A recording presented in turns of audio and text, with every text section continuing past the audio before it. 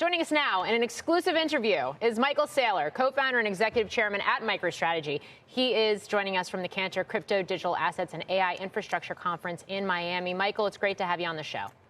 Yeah, thanks for hosting me, Morgan. So I'm going to start right there. The torrid run we've seen in Bitcoin, is this all just anticipation about what a Trump administration is going to mean for it? You know, the red wave is probably the biggest thing that's happened in the past 4 years for Bitcoin. It's incredibly auspicious for Bitcoin and for the entire crypto industry. But we're also getting a lot of very constructive support from Wall Street. BlackRock has been a very, very strong voice articulating the Bitcoin value proposition. And of course, MicroStrategy on October 30th announced that we were going to raise $42 billion to buy Bitcoin. And that's the same as saying we're going to buy every Bitcoin mine for the next 3 years at $85,000 or more of Bitcoin. So there's a lot of bullish things going on in the market right now. And I do want to get to that audacious $42 billion fundraising plan of yours. But first, there's a lot of regulation and regulatory aspects that are in focus with the Trump administration coming into play. SEC chairman, for example, a lot of expectations that Gary Gensler is going to step aside. And I realize Bitcoin itself is governed as a commodity, unlike other cryptocurrencies. But when you're talking about the ETFs and when you're talking about the cryptocurrency exchanges and when you're talking about companies like yours, MicroStrategy, which is publicly traded, it is SEC. So how important is that appointment going to be? And who would you like to see at the helm? Well, I think whoever chairs the SEC has probably the most pivotal role in the entire digital assets industry.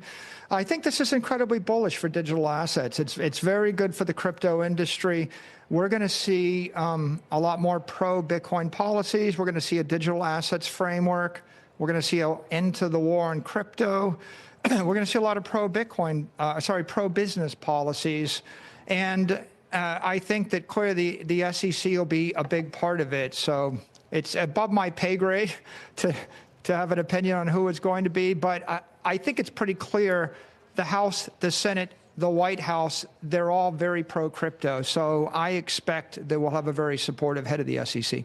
Michael, well, as well as you've done buying Bitcoin, I'm not sure anything is really above your pay grade at this point, which leads you to the question, what do you think is the biggest threat to Bitcoin's price staying above 60K? What potentially causes another dive below 30K? Yeah, I don't think it's going to 60K. It's not going to 30K. I think it's going to go up from here. I'm planning the 100K party. And I'm thinking it's probably going to be New Year's Eve at my house. So I would be surprised if we don't go through 100K in November or December. So then what's the biggest threat to it going lower, even if it doesn't get that low? I think the biggest uncertainty in the industry was November 5th. And would you have a blue wave? Would you have a red wave? Or would you have a split Congress? And would you have any dispute about the future of crypto assets and Bitcoin? I think that was settled by the people very decidedly on November 5th. And I don't really see any threats in the near-term horizon. A strategic Bitcoin reserve, how likely is it that that is actually established? And why would that be a good thing when you're talking about a decentralized asset now being stockpiled by a centralized government?